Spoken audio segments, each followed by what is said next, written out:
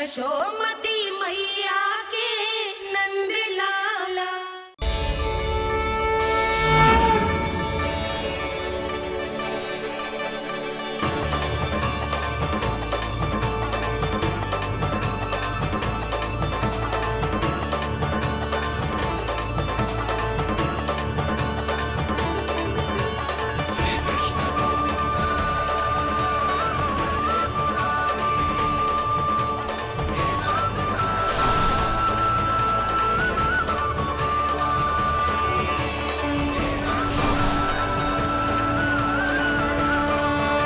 कुछ वरन आया हुआ मसूर।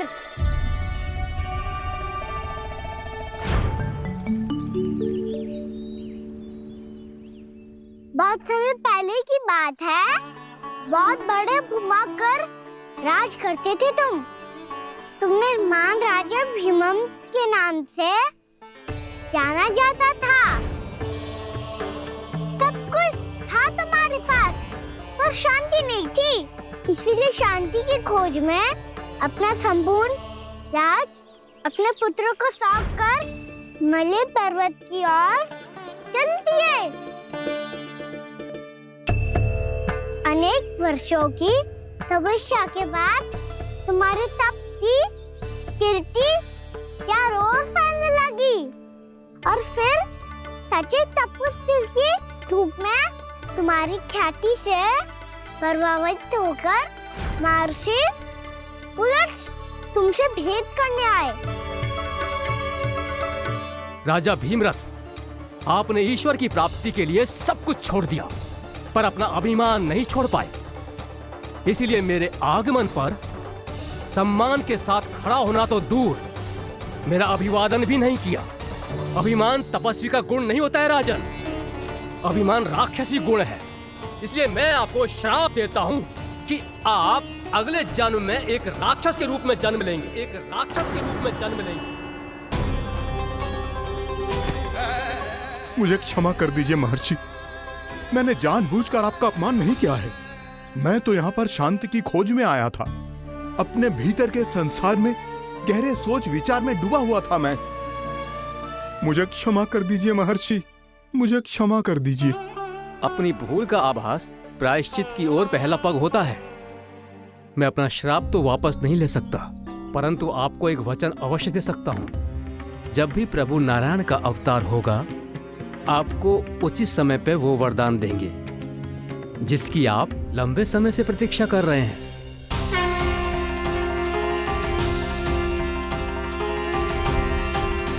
प्रभु, आपने मेरी आंखें खोल दी। अब मुझे पता चल गया है कि आप कौन हैं और मैं कौन हूँ। इसलिए आप मुझ पर कृपा करके अपने चरणों में स्थान दे दीजिए।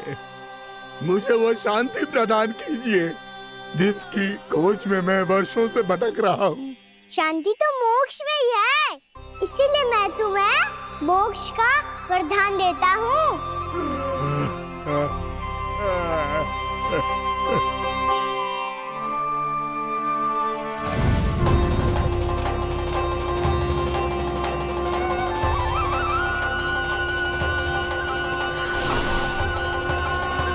प्रभु की ये लीला सदैव स्मरण रखी जाएगी।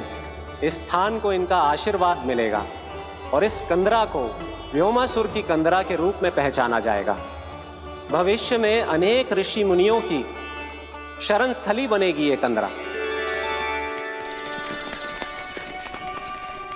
दीदी, ये कोई साधारण बालक ना है। ऐसा चमत्कार कोई साधारण बालक थोड़ी ना कर सकते हो।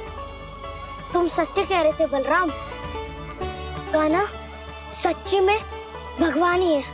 तभी तो सब देवता इसे बसाने और इसकी ओर से युद्ध करने आते हैं। तुम सब ऐसे आंखें फाड़ के क्यों देख रहे हो मुझे?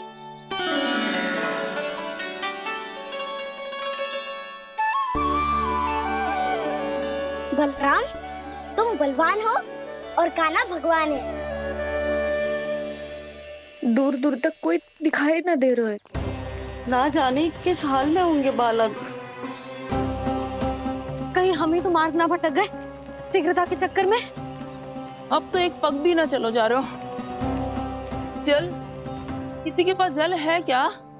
कंठ तो मेरा भी सूख रहा है मौसी। भाभी, निकट ही जमुना जी है, कहूँ तो वहाँ से जल ले आओ। मैं भी जा रही हूँ भाभी, एक से भले दो। हाँ चल। शीघ्रता से आओ। हाँ।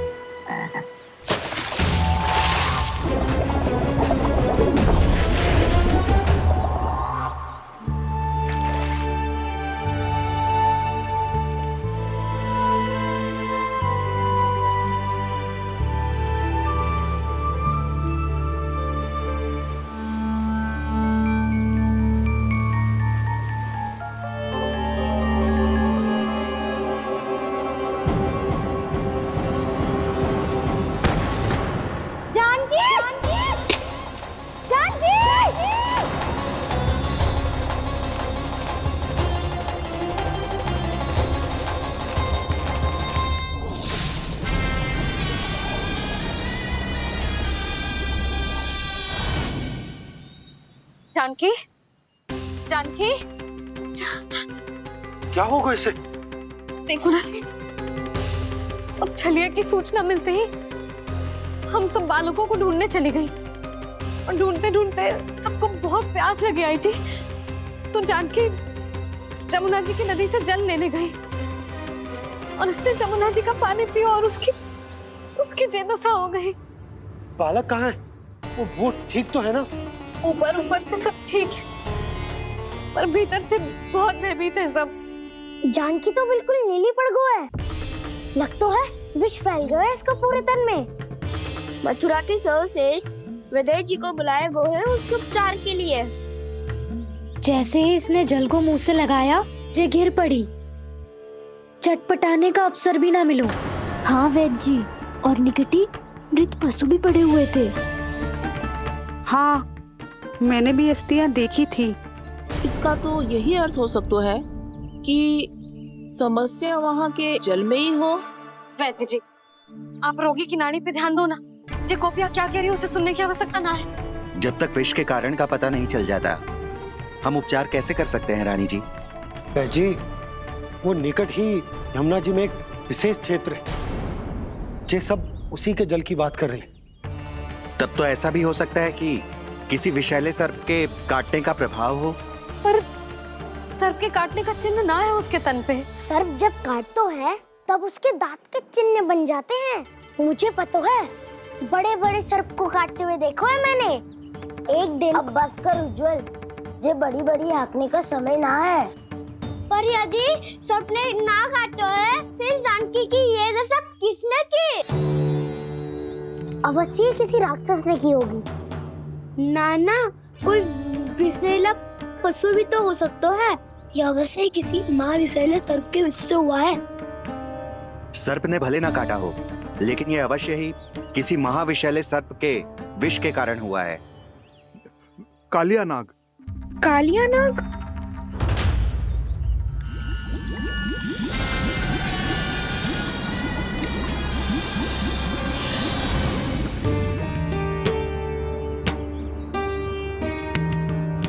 संकेतों से तो ऐसा लगता है कि जानकी ने कालिया नाग के क्षेत्र के विशाल जल पी लियो है। कालिया नाग एक लोक श्रुति है, कल्पना में गढ़ी हुई एक कथा, और कछु ना है। हमें जाके पता लगाना पड़ेगा। पर हमें वहां जाने से मना किया है ना बड़ों ने। उज्जवल सही कह रहे हो है, इस समय जानकी के स्वार्थ से अधिक महत्वपूर्ण और कछु ना है। जानकी हमारे लिए ही जलाने गई थी जी, ना मैं उसे जाने देती ना जैसा वो तो। वैद्य जी, आप शीघ्र कछु करो, कैसे भी कछु भी करो, पर इसके प्राण बचा लो। यशोदा, धैर्य रखो, श्री नारायण पर विश्वास रखो, वो सब ठीक कर देंगे।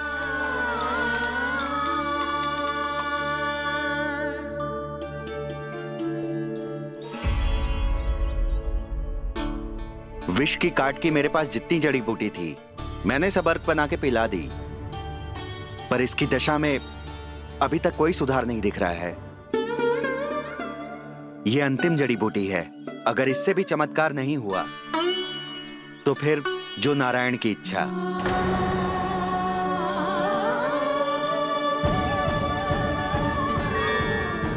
पर कोई तो उपाय होगा जानकी को बचाने का। कान्हा, यदि तुझे किसी औषधि के बारे में पता है हमें बता दे, हम जाके ले आएंगे।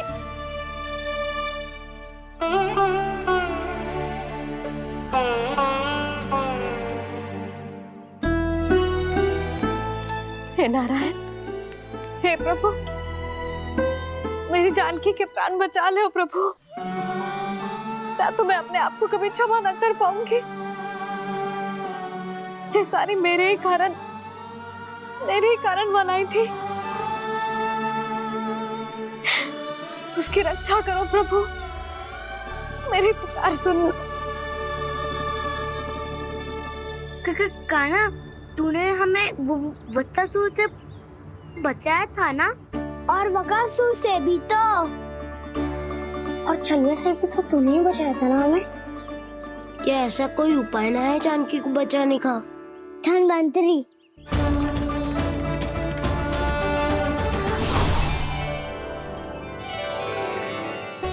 मैं आ गया हूं प्रभु, चिंता मत कीजिए, आपके आदेश का पालन अवश्य होगा। यशोदा मैया,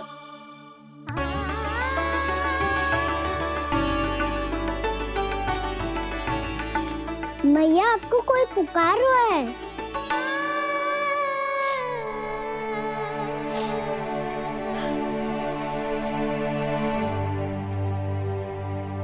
चिंता मत करो मैया, अब धनवंतरी जी आ गए हैं और सब संभाल लेंगे। धनवंतरी जी कौन है? जिन्होंने संसार का आयुर्वेद दिया, आरोग्य के देवता, वे श्री नारायण के अवतार।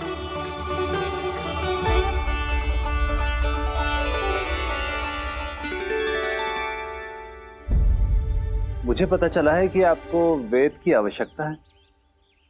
हाँ हाँ, भीतर आइए। आइए आइए बैठे जी। जय रे।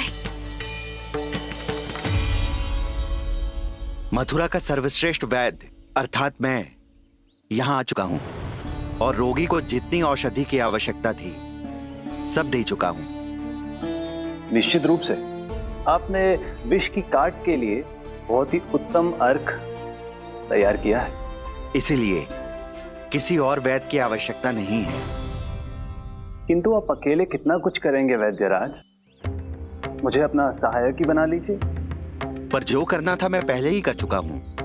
हाँ, वो तो आप कर चुके हैं, बस रोगी के तन से विष निकालना शेष है ना वैद्यराज? हाँ हाँ, बस वही शेष है। इनके रक्त को विष रहित करने में मैं आपकी सहायता करूंगा। पहले ये संजीवनी मानी जाने वाली इन लाल फूलों की बूटी को भी घिसना है ना?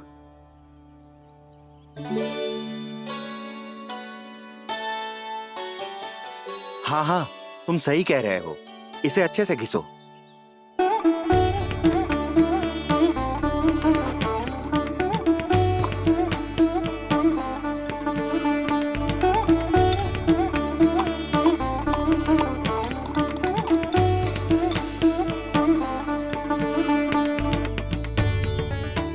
और ये नीले फूलों को भी तो मिलाना है ना?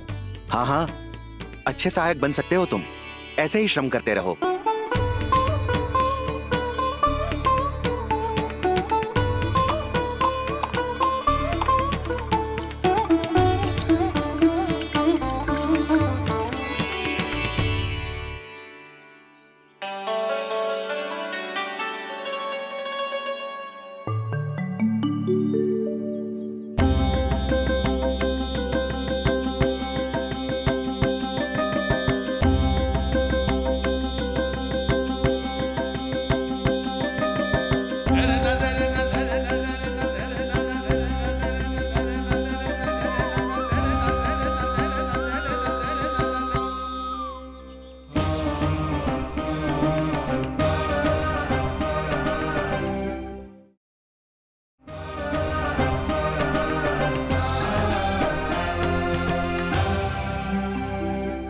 जानकी स्वस्थ तो हो जाएगी ना धन्वंतरी जी?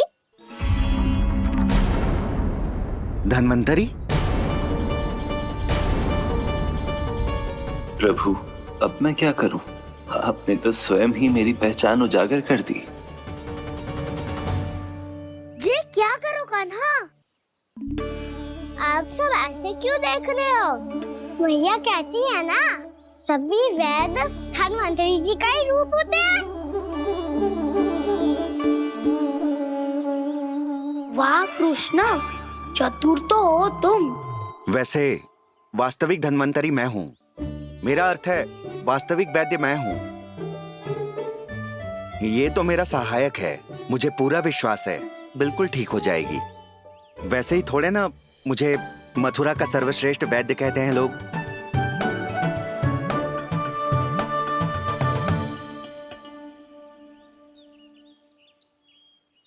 जसोदा भाभी, जशोदा जी, जानकी को चेतना आ गई। जानकी, जानकी, जानकी, तू ठीक है ना? क्षमा करना भाभी, मैं आपके लिए जल ना ला पाई। बस बहुत भूख लगी है। मैं अभी कछु लाती हूँ। जानकी माखन खाओगी?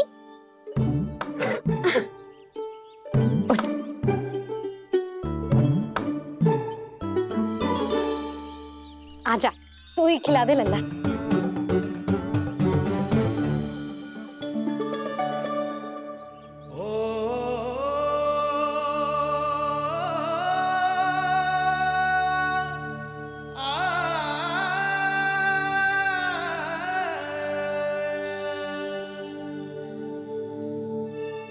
तुम सब मेरे लल्ला को माखन चोर कहती हो ना? आज देखो, अपना ही माखन जानकी को खिला रहे है।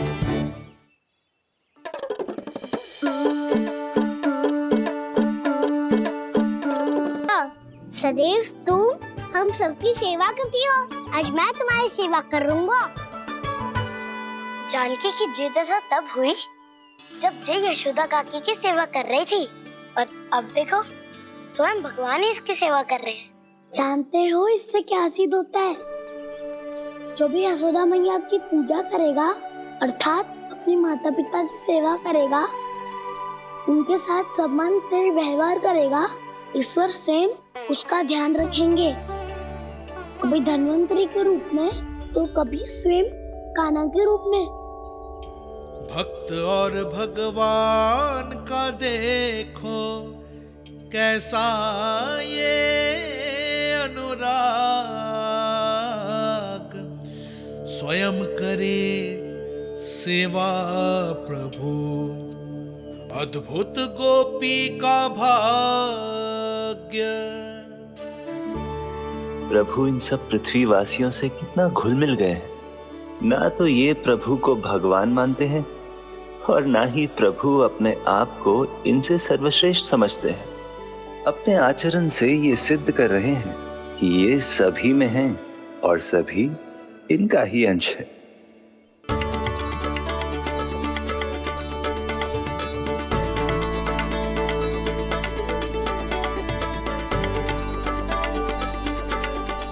प्रभु,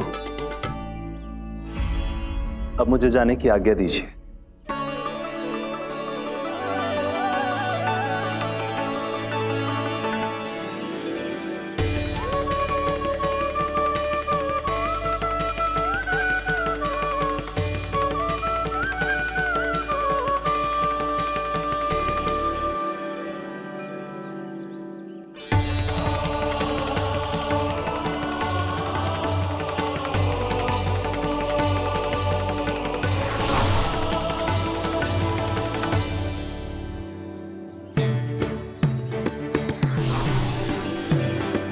कान्हा ने तो सच्ची में धन्वंतरी जी को बुला लिया था।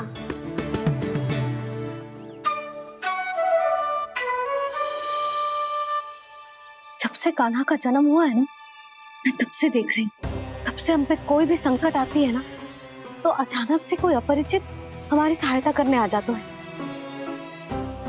जाते समय कान्हा की आज्ञा लेके जातो है और कभी कभी तो इसे प्रभु बोल के जातो है। बाबा संभालो।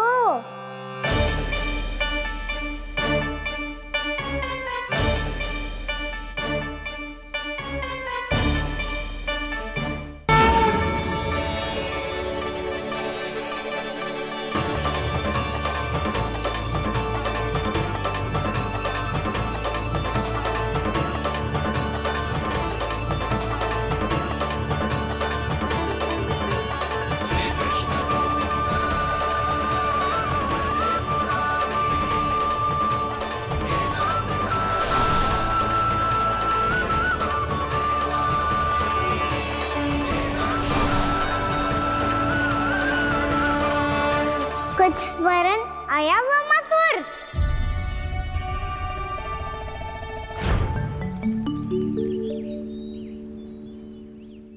बहुत समय पहले की बात है। बहुत बड़े भूमाकर राज करते थे तुम। तुम्हें मान राजा भीमम के नाम से जाना जाता था। सब कुछ था तुम्हारे पास, पर शांति नहीं थी। इसीलिए शांति की खोज में अपना संपूर्ण राज अपने पुत्रों को सौंप कर मलय पर्वत की ओर चल दिए। अनेक वर्षों की। जब से कान्हा का जन्म हुआ है ना, मैं तब से देख रही हूँ। तब से हम पे कोई भी संकट आती है ना, तो अचानक से कोई अपरिचित हमारी सहायता करने आ जाता है। और जाते समय कान्हा की आज्ञा लेके जातो है और कभी कभी तो इसे प्रभु बोल के जातो है। बाबा संभालो। यशोदा, इस जानकी को चढ़ो है और विचित्र विचार तुम्हारे मन में है। अरे सब जानते हैं कि हमारा परिवार राजसी। तुम्हें पता ना चलता हो वो, पर हमारे कान्हा को सब राजकुमार ही समझते हैं देखकर। इसीलिए उसे सम्मान देने के लिए सब ऐसा ही करते हैं, और कोई बात ना है।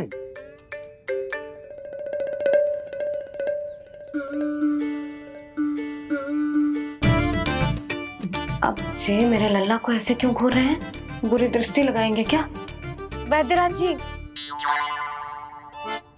आपके सहायक तो गए, अब आप यहाँ क्यों? वो क्या है ना, मैं अपने रोगी का निरीक्षण करके पूरी तरह से संतुष्ट होकर ही जाता हूँ।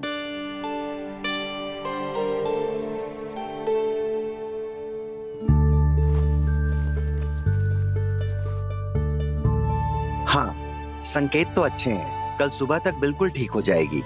धन्यवाद वैद्य जी।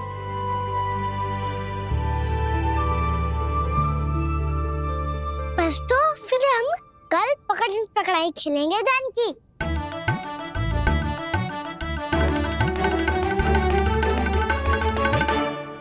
भानु, बंसी, जाकर उस क्षेत्र के चारों ओर बाढ़ बनवा दो और वहां सूचना पट्ट भी लगा देना, ताकि जानकी के साथ जो हुआ है वो किसी और के साथ ना हो। शीघ्र जाओ। जी ठीक है।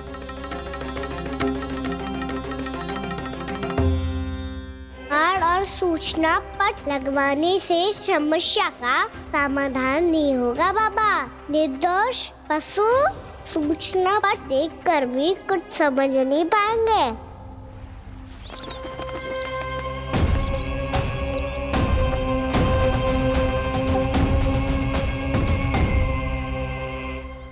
तो तुम्हारे कहने का अर्थ यह है कि व्योमासुर मारा जा चुका है और वो बालक अब भी जीवित है। हाँ महाराज, मैंने गोप बालकों को कहते सुना था कि कृष्ण ने छलिया को मोक्ष दे दिया है, पर वृंदावन सुरक्षित नहीं है महाराज। वो एक बहुत बड़ी समस्या से जूझ रहे हैं। कैसी समस्या? गांव के निकट क्षेत्र में किसी विषैले सर्प का निवास है। उसके विष का प्रभाव इतना भयानक है महाराज, जैसे विष ना हो, स्वयं हलाहल हो। मेरी कोई भी औषधि रोगी का उपचार नहीं कर पा रही थी। निकट के क्षेत्र में कहाँ है वो सर्प? गोप मानते हैं कि वो सर्प गांव के निकट यमुना नदी के जल में रहता है। मुझे तो लगता है महाराज, ये कालिया नाग की कथा कोई किंवदंती या लोक श्रुति नहीं, एक सच्चाई है, एक विशैली सच्चाई।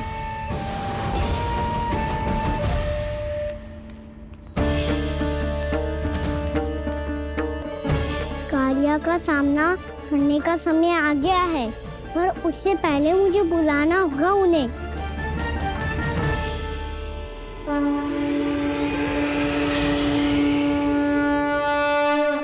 संसार के दारुण भय का नाश करने वाले, सभी कष्टों का हरण करने वाले, विश्व का समस्त ऐश्वर्य प्रदान करने वाले, कमल जैसे लोचन, मुख और चरणों वाले आजानुभुज श्री राम को मैं बार बार नमस्कार करता हूँ। आपदामपहर्तारं दातारं सर्व संपदां लोकाभिरामं श्री रामं भूयो भूयो नमाम्यहम्। कागभूसोंडी कागभूसोंडी कागभूसोंडी। प्रभु क्षमा करें, मुझे जाना होगा।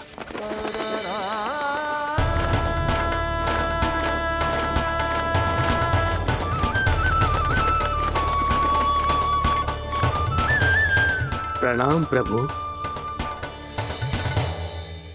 अनेक बार मैं आपके दर्शनों के लिए आया प्रभु। कभी नंद भवन के झरोखों से आपके दर्शन करके चला जाता था, तो कभी दूर किसी वृक्ष की आड़ से आपको निहार लिया करता था। आज आपने स्वयं मुझे बुलाकर धन्य कर दिया प्रभु।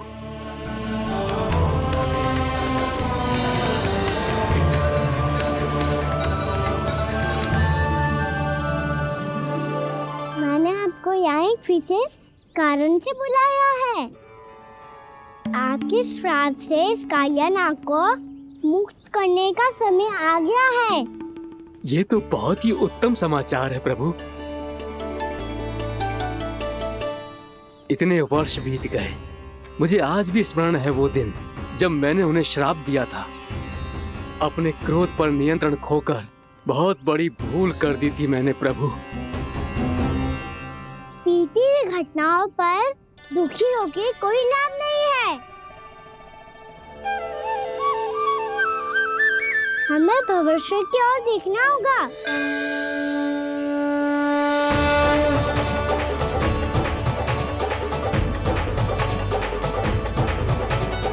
आदेश कीजिए प्रभु, क्या आज्ञा है आपकी? जब मैं कालिया नाग का सामना करने जाऊं, तो आप यहीं रहेगा। आपको अपने आप पता चल जाएगा कि कब क्या करना है।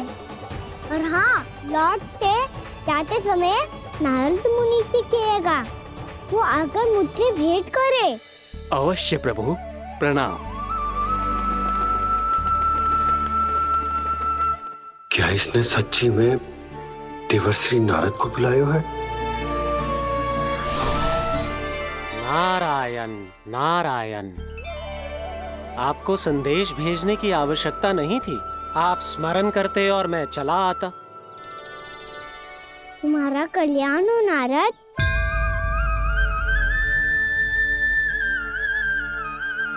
मैंने तुम्हें एक विशेष कार्य के लिए बुलाया है।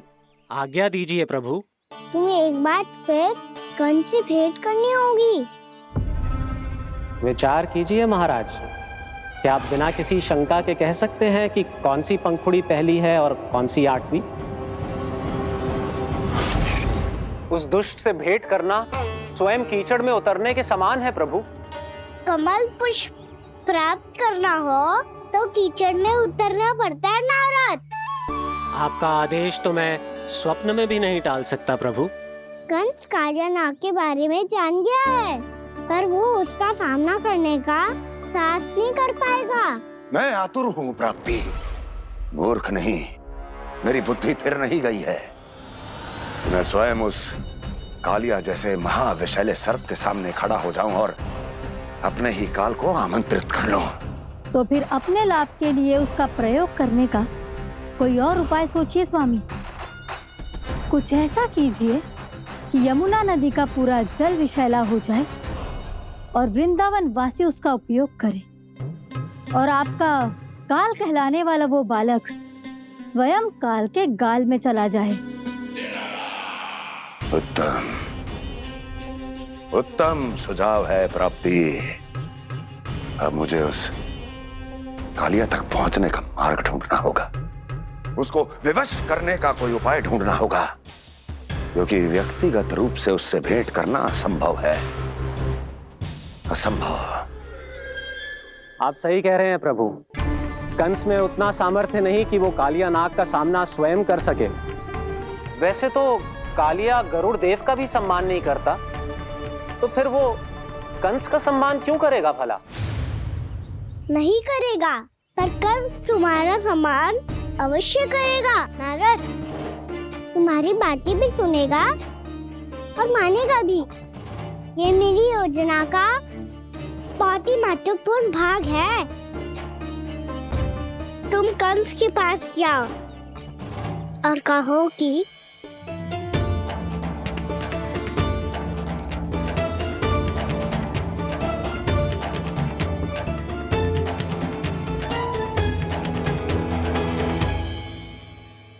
संतान अपने माता पिता को तीर्थ का सौभाग्य दिलाती, और मेरा लल्ला कितना महान कि उसने हमारे घर को ही तीर्थ बना दिया। ऐसा तीर्थ जहां मेरी आंखों के सामने भक्त और भगवान का मिलन हो रहा है। जो आज्ञा प्रभु।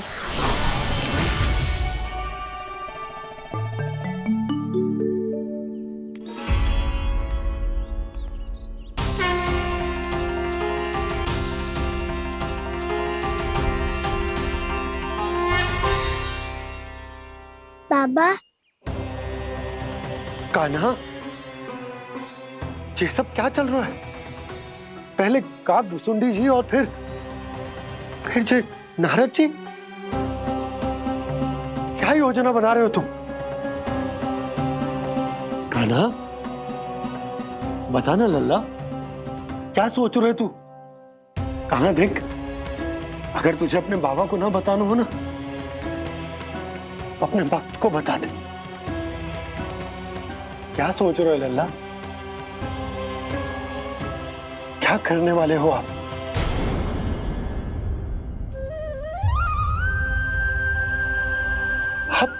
आप इतने दुखी क्यों हो?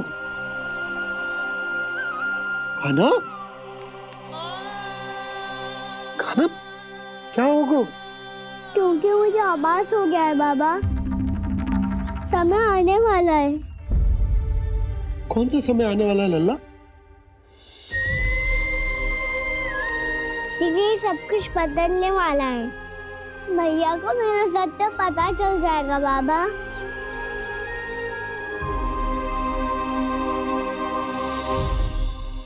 पर लल्ला, इसका काग भुसुंडी और कालिया नाग से क्या संबंध है?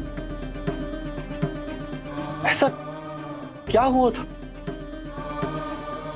और क्या होने वाला है?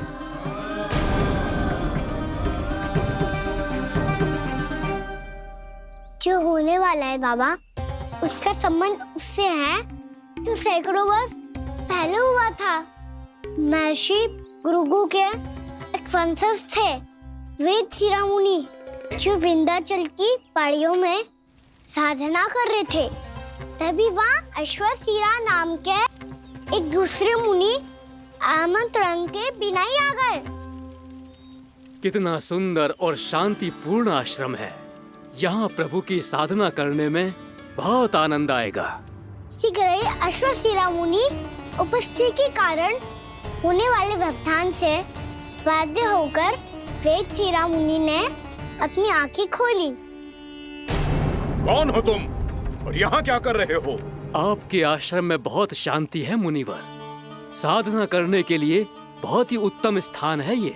मैं चाहता हूँ कि मैं भी यहाँ। आप यहाँ साधना करना चाहते हैं, लेकिन इतना भी नहीं जानते कि किसी के आश्रम में प्रवेश करने से पहले उसकी आज्ञा लेनी चाहिए। आप ये भी नहीं जानते कि यदि कोई यज्ञ कर रहा हो तो बिना अनुमति के वहाँ प्रवेश करने से उसकी यज्ञ साधना भंग हो सकती है। आप क्या साधना करेंगे मुनि?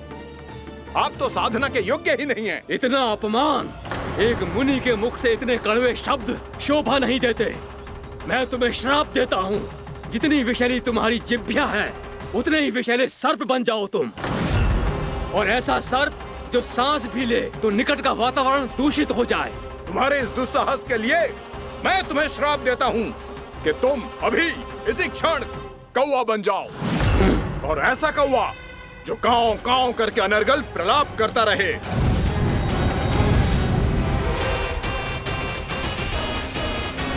ये मैंने क्या किया? ये मैंने क्या किया?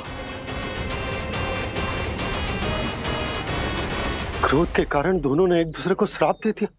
पर दोनों ही मेरे भक्त हैं, और भगवान होकर मैं अपने भक्तों को इतनी कठिनाई में कैसे देख सकता था। इसीलिए जिस संकट में उन दोनों ने अपने आप को फंसा लिया था, उसका समाधान करने में मैं उनके पास गया।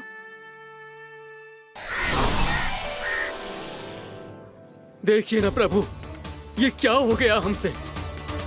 हमारी रक्षा कीजिए प्रभु, मार्ग दिखाइए हमें। क्रोध पर नियंत्रण ना होने के कारण आप दोनों ने एक दूसरे को बहुत ही भीषण संकट में डाल दिया है। अब दोनों ही तपस्वी, तप के बल से दिए गए आपके श्राप को लौटाना भी संभव नहीं है। प्रभु कोई तो उपाय होगा, हम आपके शरण में हैं प्रभु। अपराध तो हमसे हुआ है प्रभु, पर अब आपसे ही आशा है। कुछ ऐसा कीजिए भक्त वत्सल, जिससे हम दोनों के श्राप का प्रभाव कुछ कम हो जाए। आप दोनों ही मेरे भक्त हैं, इसलिए आपकी पीड़ा का निवारण करने का एक उपाय है मेरे पास। वेद शिरामुनि, जब आप कालिया नाग बनेंगे तो आपको मेरे चरणों को अपने शीश पर धारण करने का सौभाग्य मिलेगा। और अश्र शिरामुनि, आप काग योनि होने के बाद भी आप श्रेष्ठतम ज्ञान और सर्वाधिक यौगिक सिद्धियों के स्वामी होंगे और प्रवचन दिया करेंगे। इसके बाद अश्वशिरा मुनि काक भुसुंडी बन गए, जिन्होंने आगे चलकर स्वयं गरुड़ देव को रामायण सुनाई। और मुनि वेदशिरा, महर्षि कश्यप और देवी कत्रियों के पुत्र कालिया नाग बनकर जल में। और अब वही कालिया नाग जमुना जी में, जिनके कारण जानकी के प्राण लगभग चले ही गए थे। अब कालिया नाग को उचित स्थान पर भेजने का समय आ गया है बाबा। पर ये तो अच्छी बात है कान्हा, वेदशिरा मुनि को दिया हुआ तुम्हारा वचन भी पूरा हो जाएगा, जमुना जी की शुद्धि भी हो जाएगी। इस सब के बाद भी तुम दुखी क्यों हो? क्योंकि इसके बाद मैया के सामने मेरा रहस्य खुल जाएगा बाबा। उन्हें पता चल जाएगा कि उनका बालक कोई साधारण बालक ना है। भविष्य में जो होने वाला है उसे सबके सामने घटने से रोकना मेरे लिए भी संभव ना होगा। मैया को सब पता चल जाएगा। क्या पता चल जाएगा रे मुझे?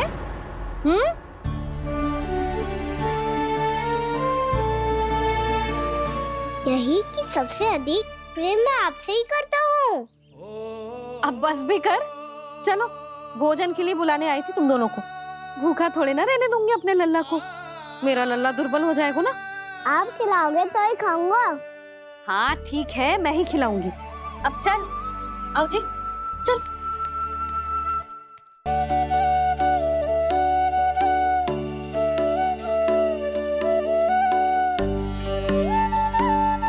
मैया खेलो ना मेरे साथ। मैया सुनो ना, मेरी बात ना मानोगी? अभी बहुत कार्य पड़े लल्ला, देख जानकी को औषधि भी देने जानो है ना। औषधि मैं दे दूंगा, फिर तो खेलोगी ना आप मेरे साथ। पिछले कुछ दिनों से अपनी मैया का अधिक से अधिक प्रेम पाने का प्रयास करो है कान्हा। इसका तो एक ही अर्थ हो सकता है कि कछु बहुत बड़ो होने वालों है। कान्हा रुक जा लल्ला। कान्हा क्यों तंग कर रहा है? मैया को पहन लेना। कान्हा, कान्हा, ये क्या करो तूने?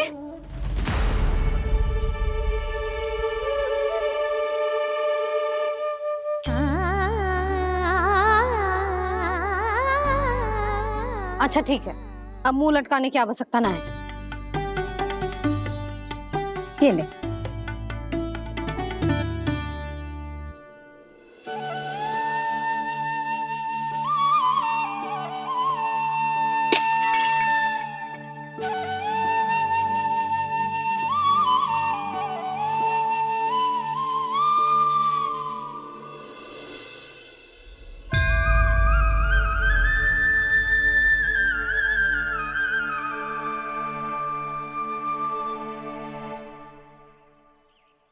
तंग करे मैया को खिजाए, खेले रूठे मनाए,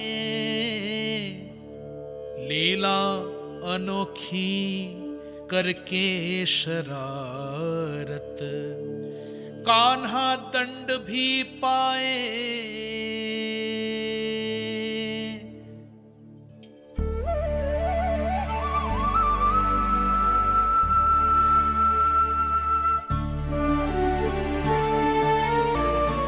रूठना मनाना, खेलना खिलाना, पहले शरारत करके क्रोध दिलाना और फिर क्षमा मांग लेना, ये सब जानबूझकर कर रहे है कान्हा। जैसे जीवन भर के लिए अपनी मैया की ममता को अपने हृदय में समेट कर रखना चाहते हो। कैसे कैसे करूं उस कालिया से मित्रता, कैसे करूं उसका उपयोग?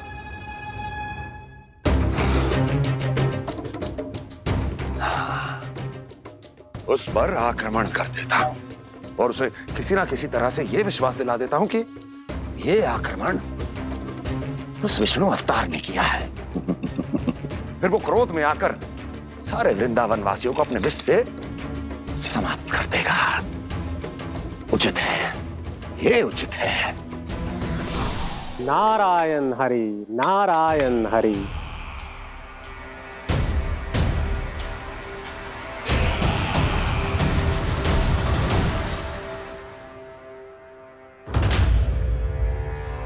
जब से कान्हा का जन्म हुआ है ना, मैं तब से देख रही हूँ, तब से हम पे कोई भी संकट आती है ना, तो अचानक से कोई अपरिचित हमारी सहायता करने आ जाते हैं और जाते समय कान्हा की आज्ञा लेके जाते हैं और कभी कभी तो इसे प्रभु बोल के जाते हैं।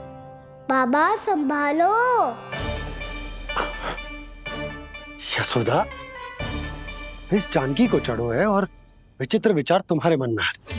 अरे सब जानते हैं कि हमारा परिवार राजसी, तुम्हें पता ना चलते होगा, पर हमारे कान्हा को सब राजकुमार ही समझते हैं देखकर। इसीलिए उसे सम्मान देने के लिए सब ऐसा ही करते हैं, और कोई बात ना है।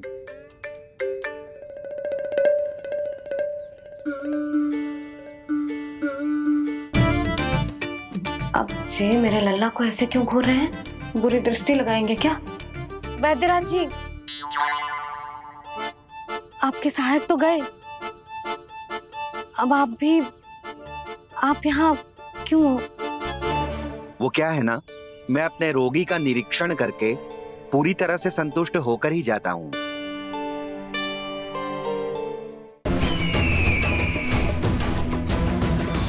नारायण हरि, नारायण हरि।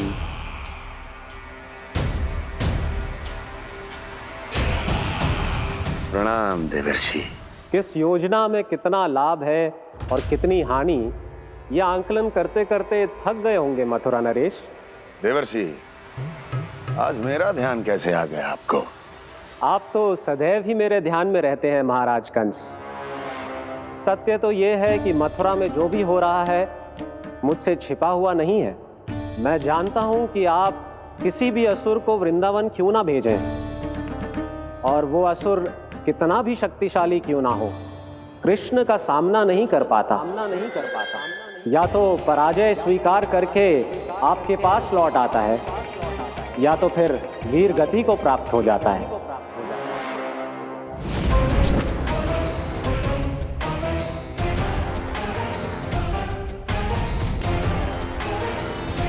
वाह, मुझे मेरी असफलताएं स्मरण कराने आए हैं, मेरे घाव को खुरेदने आए हैं, उन पे नमक छिड़कने आए हैं। मित्र को शत्रु समझने की भूल मत कीजिए महाराज कंस। मैं तो आपकी सहायता करने आया हूं। हाँ, और मेरी सहायता। कृष्ण विष्णु अवतार है, आप विष्णु के भक्त हैं। मैं हूं विष्णु द्रोही, फिर भी तो आपके आराध्य को हानि पहुंचाना चाहता है, उसकी सहायता करना चाहते हैं आप। क्या आप निश्चित रूप से कह सकते हैं कि आप ब्रह्मांड के सभी नियमों को अच्छी तरह समझते हैं? अवश्य। आपके लिए बस इतना ही जानना पर्याप्त होगा कि मैं जो कुछ भी कर रहा हूं उसके लिए मेरे व्यक्तिगत कारण हैं। मैं तो बस आपके हित में पिछली बार की तरह एक सुझाव लेके आया था, पर यदि आप मेरा सुझाव सुनना भी नहीं चाहते तो आपकी इच्छा। नारायण हरि, नारायण हरि। कारण चाहे जो हो, इनके पिछले सुझाव के कारण ही आज मेरे शत्रुओं की संख्या कम है। अन्यथा मैं देवकी के अन्य पुत्रों को भी जीवित छोड़ देता, और आज वो सब अपने भाई के साथ मिलकर उसकी शक्ति को अनेक गुणा बढ़ा देते। ठहरिए देवऋषि।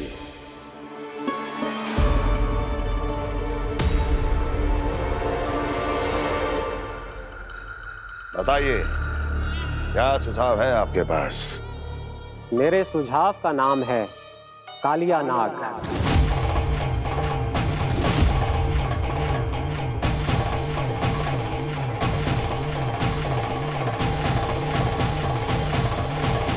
उसके विषय में मैं जानता हूं देवऋषि।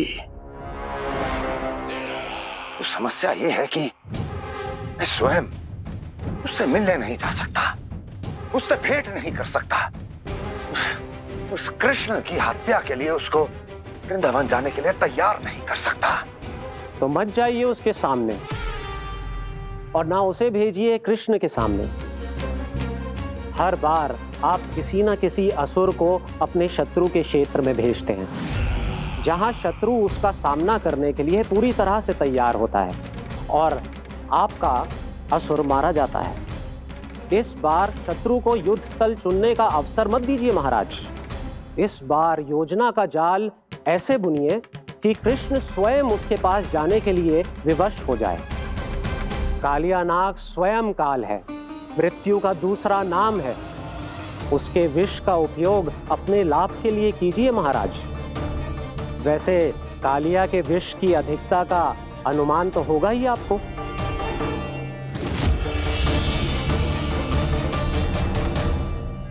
एक बार जो उसके क्षेत्र में पहुंच गया, फिर उसके विष से बचना असंभव है। उचित सुझाव है देवर्षि, उचित सुझाव है। देवर्षि, उस छलिया विष्णु की भक्ति करते करते आप भी उसके रंग ढंग सीख गए हैं। उचित है, उचित है।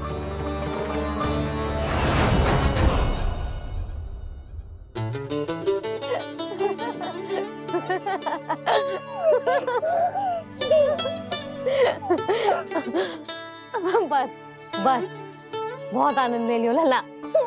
बस अब दूध पी ले। ठहर ठहर, गरम है। जी ले ले।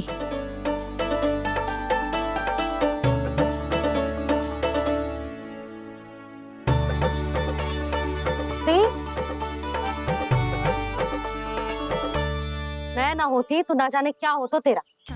अपने आप दूध भी ना पी सकते है, भावला कहीं का। आपकी इस प्रेम के लिए तो मैं धरती पे आया हूँ मैया।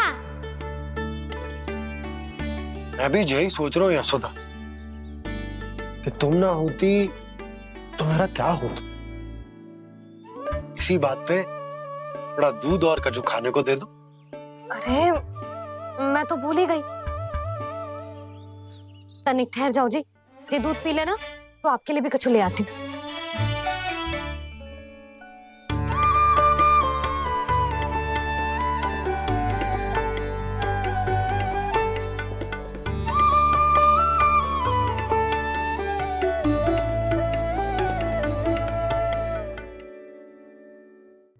प्रणाम महाराज।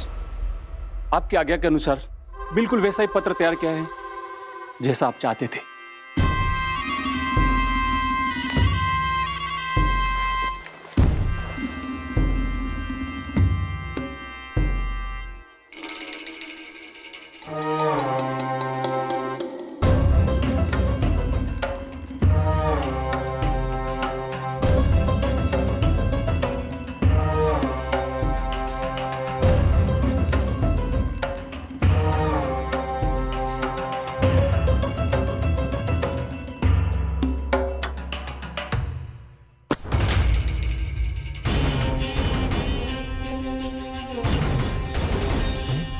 कृष्ण जन्म से लेकर आज तक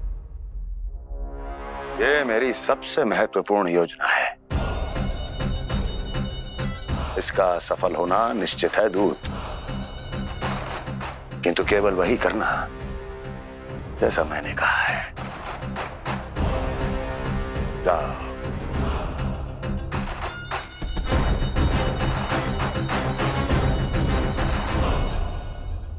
कान्हा,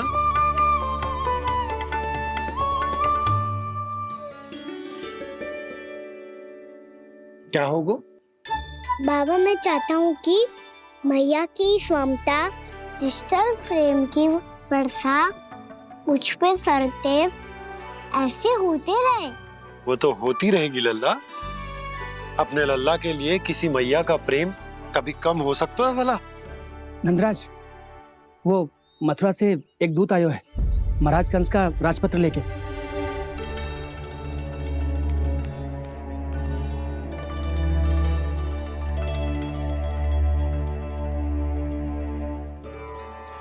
कान्हा, अब क्या करने वाला है?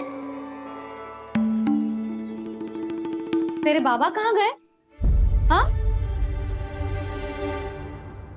कंस मामा का खेल आरंभ हो गया है, पर मैया वो सब सुनेगी तो व्यर्थ चिंतित हो जाएगी।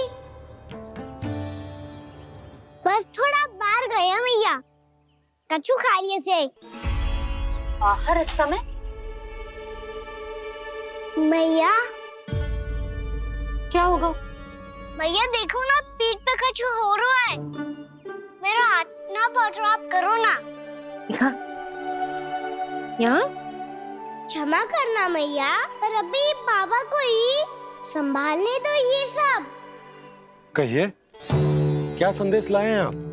नहीं नंदराज, नहीं। महाराज कंस का आदेश है कि ये संदेश सभी गांव वालों के साथ ही पढ़ा जाए। ठीक है, मैं गांव वालों के सामने पढ़ दूंगा, पर मुझे तो दीजिए पढ़ने के लिए। महाराज की आज्ञा का पालन करना आपके लिए भी आवश्यक है नंदराज। सभी गांव वासियों की सभा बुलाइए। बंसी, सभी गांव वालों की सभा बुलाओ। राजपत्र में ऐसा क्या संदेश भेजो है कंस ने? अब मेरे पत्र को पढ़कर सब भौचक के रह जाएंगे। और वो कृष्ण, उस कृष्ण के पांव के नीचे से तो भूमि खिसक जाएगी, आकाश फट पड़ेगा, बिजलियां गिर जाएंगी। प्राप्ति, ओ प्राप्ति, कंस का पत्र। स्वयं को बहुत अधिक शक्तिशाली समझता है ना वो। अब देखता हूं कैसे वो इस महासंकट का सामना करता है। वो कृष्ण, वो अपनी मृत्यु स्वयं चुनेगा या मृत्यु की वेदी पर चढ़ा देगा। प्रिय वृंदावन वासियों को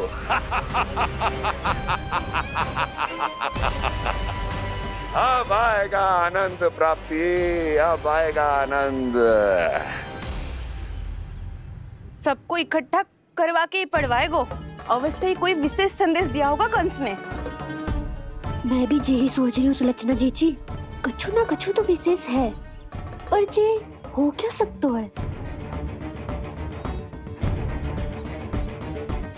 हाँ, बात तो सही है।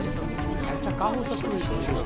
सभी गांव वासियों के सामने पढ़ा जाए, कछु तो विशेष अवश्य लग रहे हो। बाहर तक कोलाहल क्यों हो रहा है?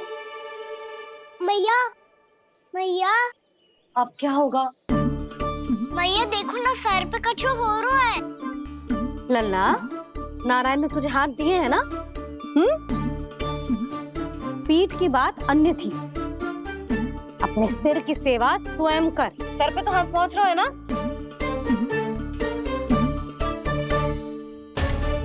मैया सुनो ना, मैया देखो ना, तीव्र कर कछु हो रहा है। मैया देखो ना, तीव्र कछु हो रहा है।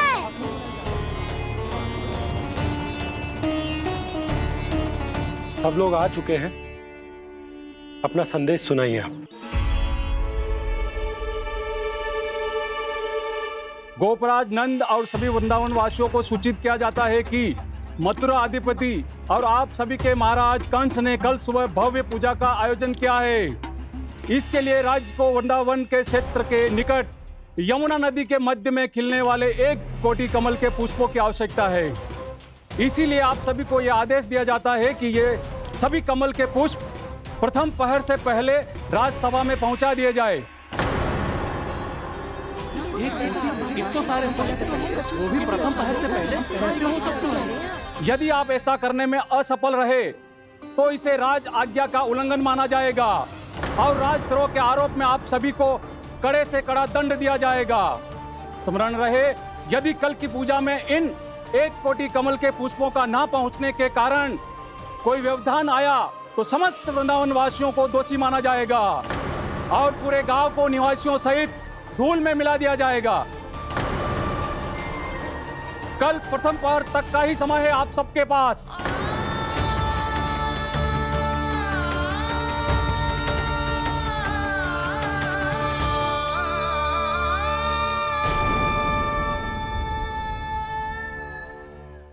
कोटि कमल पुष्प, वो भी कल प्रथम प्रहर में? ऐसे कैसे संभव है? और कोई साधारण पुष्प ना, यमुना नदी के मध्य खिलने वाले विशेष कमल के फूल चाहिए उन्हें। लेकिन यमुना नदी में तो कालिया नाग ने विष घोल के रखा है, तो फिर कैसे हो पाएगा? यह संभव है। हमारी मृत्यु का संदेश भेजा राजा कंस ने। सदैव की भांति इस समस्या पर भी गांव के बड़े ही विचार करेंगे। बालकों का यहाँ होना उचित ना है।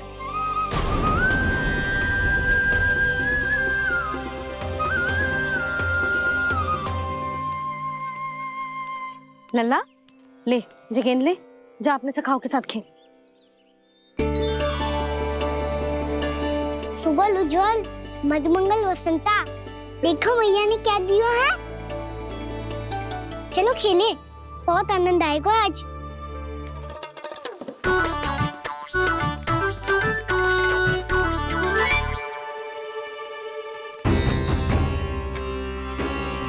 भानु, बंसी, जाओ और शीघ्र ही वो घेरे का कार्य समाप्त करो।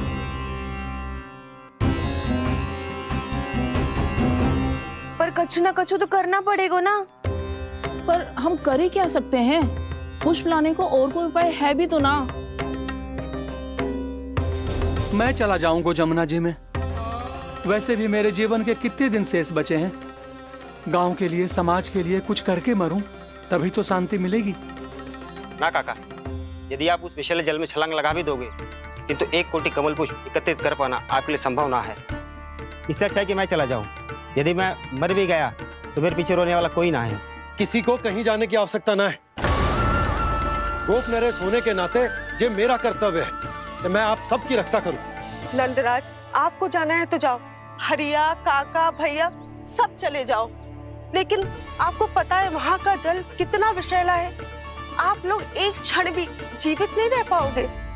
फिर कैसे इकट्ठा करेंगे 1 कोटि कमल पुष्प? आप बात तो सही कह रही हैं शांति।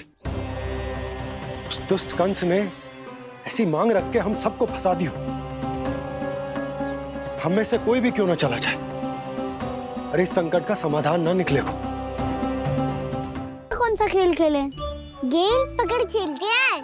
पर एक बात सुन लो सब, कोई भी तीव्र गति से ना फेंकेगा गेंद को। भैया ने फ्रेम बनाई है मेरे लिए। सब तैयार हो? हाँ।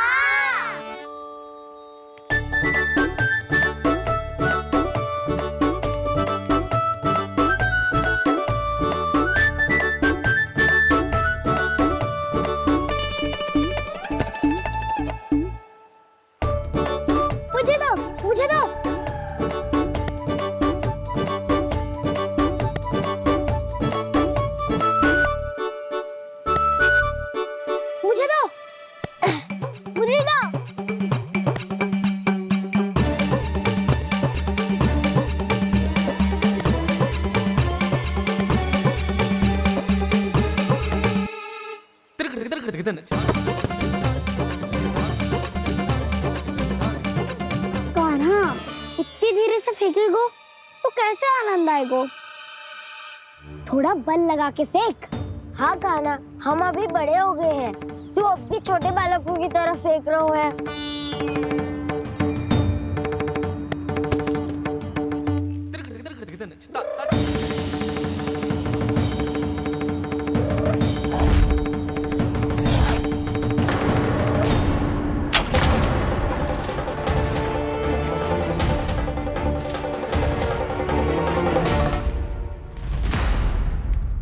दीदी जी क्या करो कान्हा? गेंद तो डूब गई।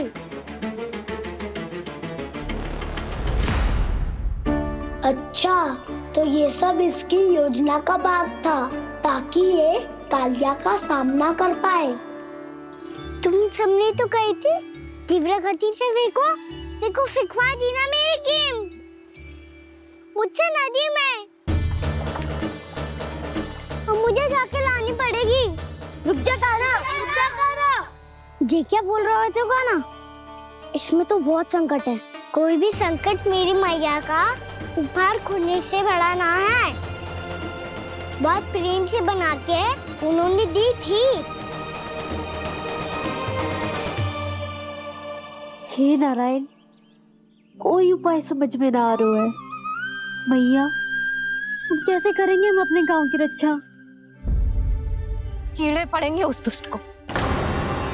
यदि उसके कारण किसी के प्राण चले गए तो कौन सा फल मिलेगा उसे इस पूजा का? तुम सही कह रही हो यशोदा। हमारे पास कोई और दूसरा विकल्प भी तो ना है। यदि हमने मथुरा की राज आज्ञा का पालन ना किया तो इसका दुष्परिणाम पूरे गांव को भुगतना पड़ेगा।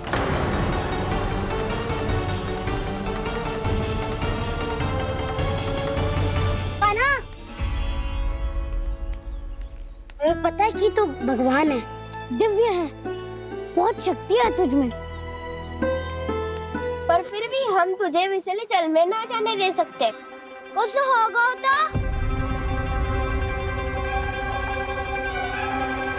तुम सब इतनी हट कर रहे हो तो ठीक है, ना जाऊंगा।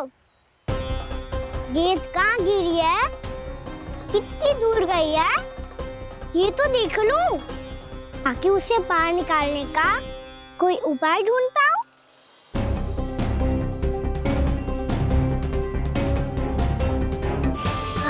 हाँ।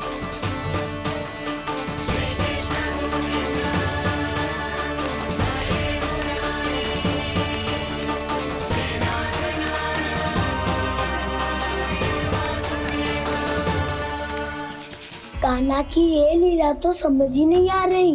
पहले इसने देवश्री नारद को मथुरा जाकर कंस को भड़काने के लिए कहा, फिर स्वयं ही दुखी भी हो गया कि अब इसका रहस्य सबके सामने खुल जाएगा। और अभी स्वयं ही तो इसने कहा था कि गेंद बहुत महत्वपूर्ण है, फिर स्वयं ही उसे नदी के विषैले जल में फेंक दिया।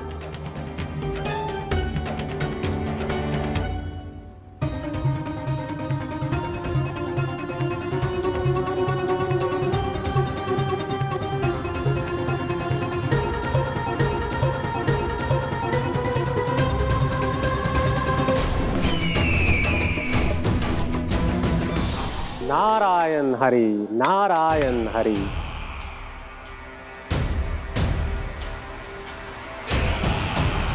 प्रणाम देवर्षि। किस योजना में कितना लाभ है और कितनी हानि, यह आंकलन करते करते थक गए होंगे मथुरा नरेश। देवर्षि, आज मेरा ध्यान कैसे आ गया आपको? आप तो सदैव ही मेरे ध्यान में रहते हैं महाराज कंस। सत्य तो यह है कि मथुरा में जो भी हो रहा है मुझसे छिपा हुआ नहीं है। मैं जानता हूं कि आप किसी भी असुर को वृंदावन क्यों ना भेजें, और वो असुर कितना भी शक्तिशाली क्यों ना हो, कृष्ण का सामना नहीं कर पाता। या तो पराजय स्वीकार करके आपके पास लौट आता है, या तो फिर वीर गति को प्राप्त हो जाता है।